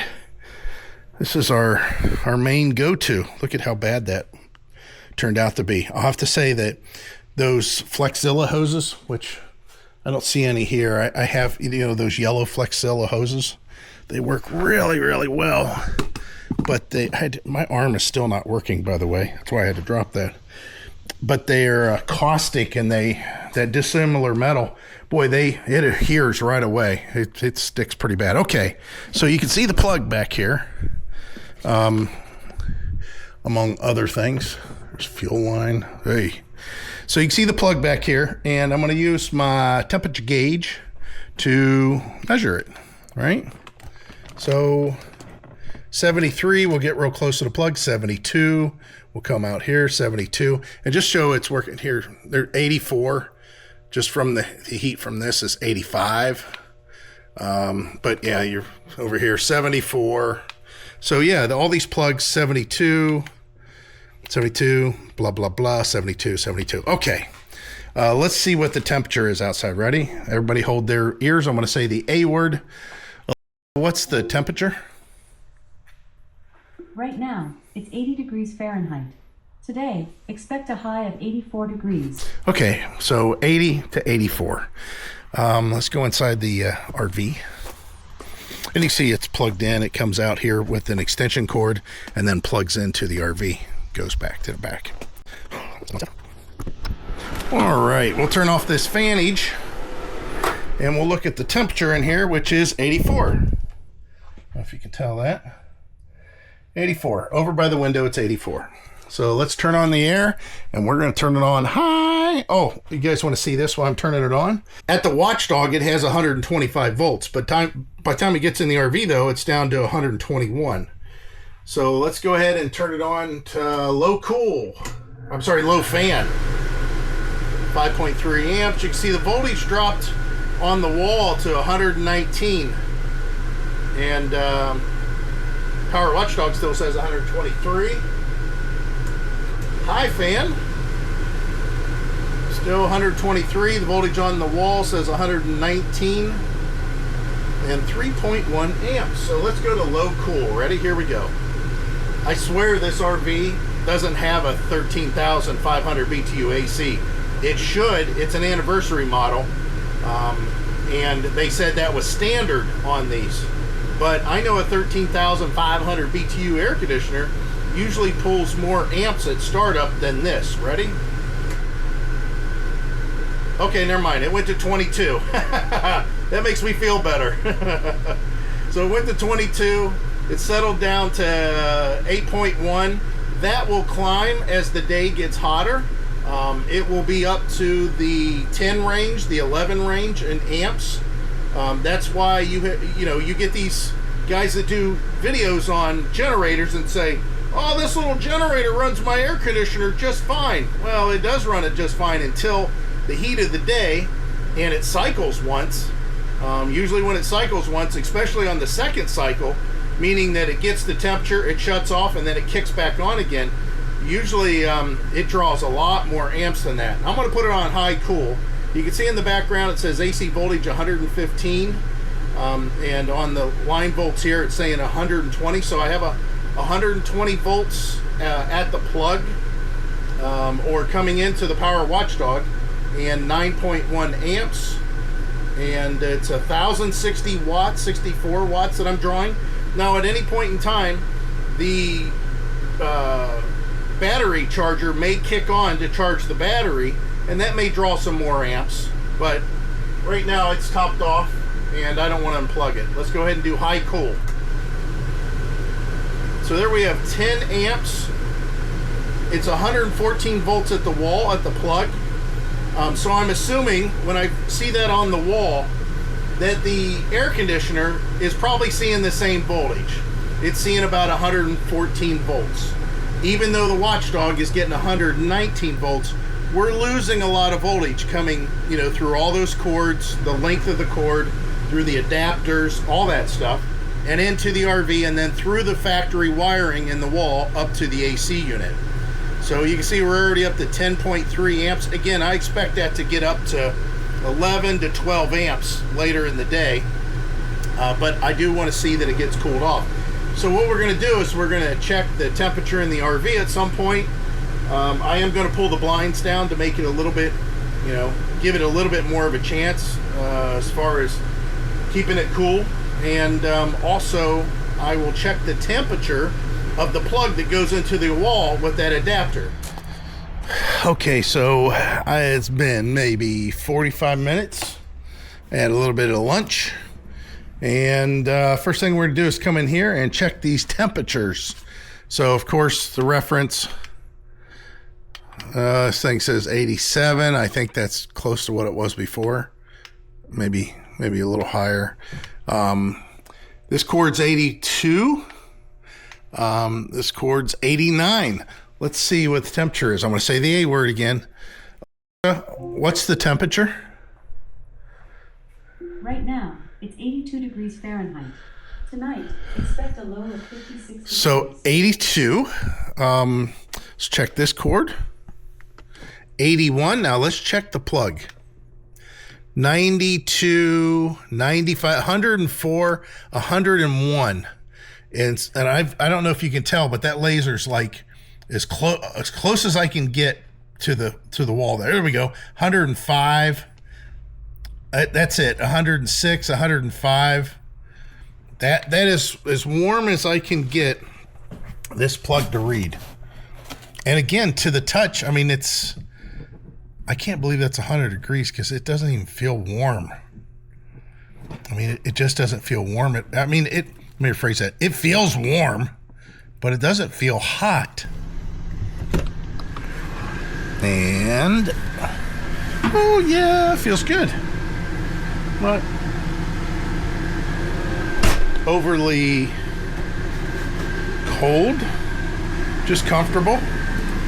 And it says it's 72. Let me get my phone out for you guys. All right, so our amps are 12.3 amps, 118 volts, and you can see in the distance there, the wall is at 112.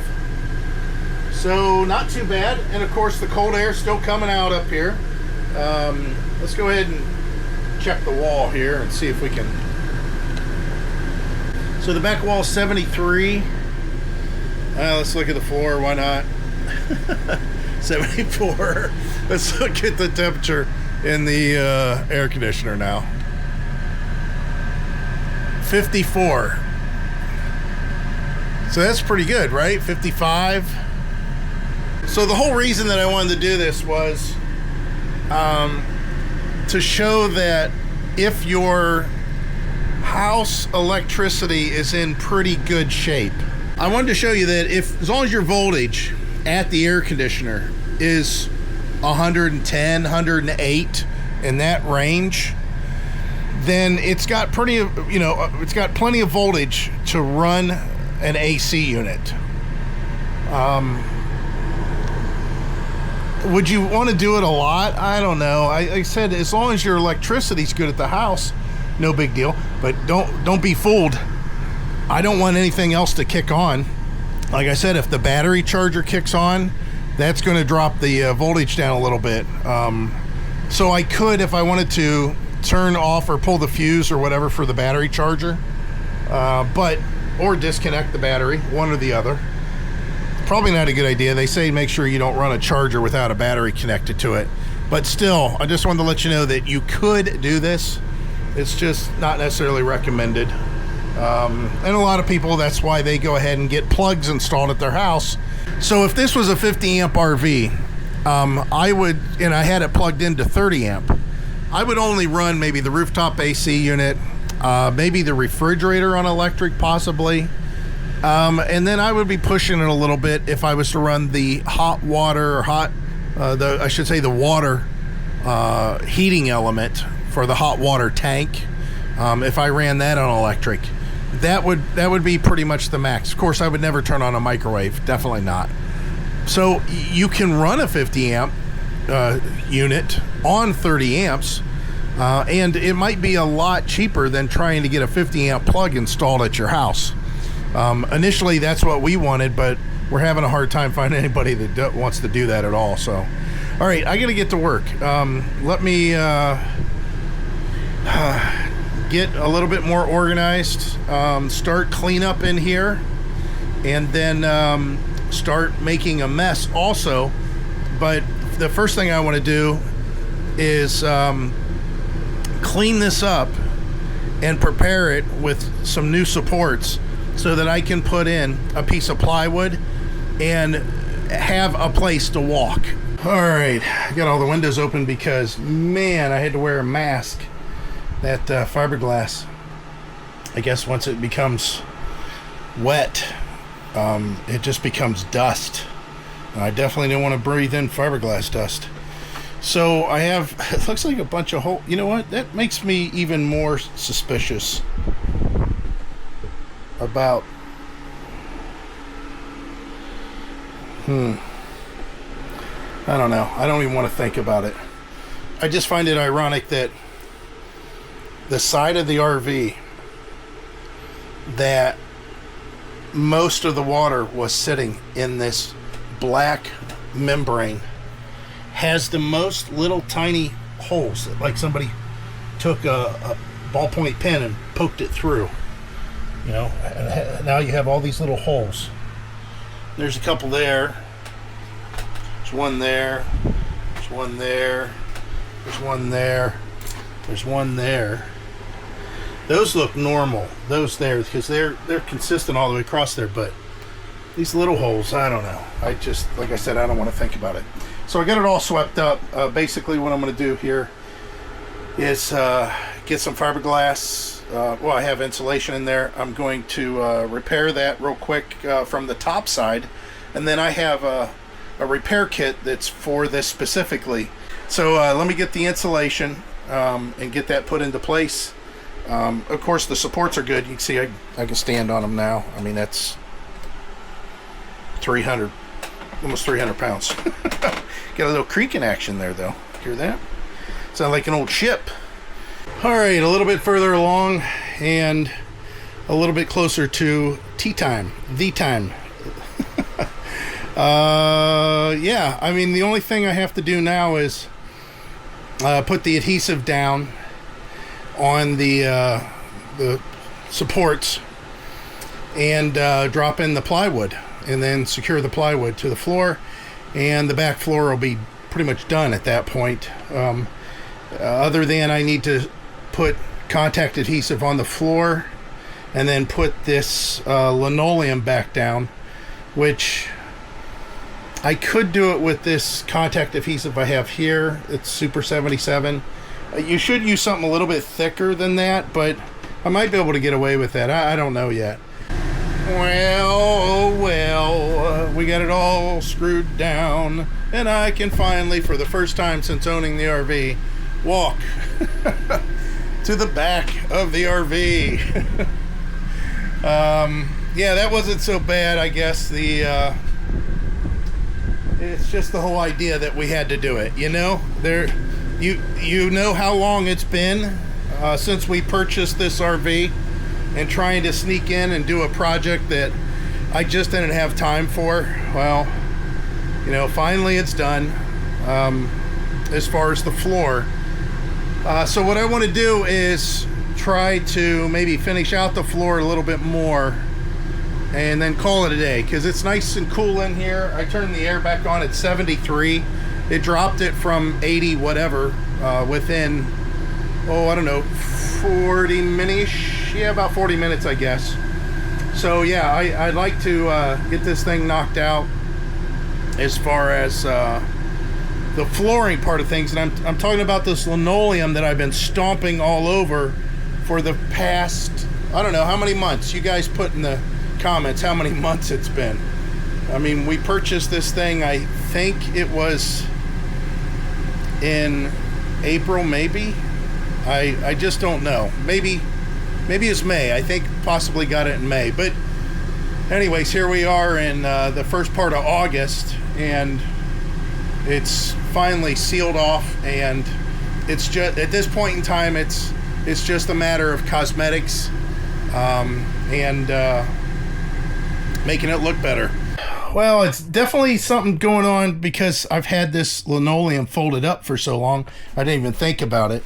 So even though I sprayed down some adhesive, I think if it doesn't stick, I'm okay with that.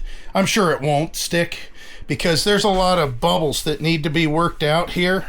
And the only way that's going to happen is, maybe the temperature gets a little bit warmer. Although right now it is 74 in here. But maybe I'll take maybe a hair dryer, something to this to kind of warm it up. Again, it's not a big deal. We'll come back in a day or so, and I'll peel all this back, and I'll paint down the adhesive really well. Give it some time to get a skin on it, some tack, and then we'll go ahead and roll this out, and then maybe I'll get a little roller in here of some kind instead of my foot just sliding across the floor. And yeah, we'll get this thing glued to the floor. The good news is the only thing I have to worry about is like this one bubble here and these ridges right here, because I can see the lines.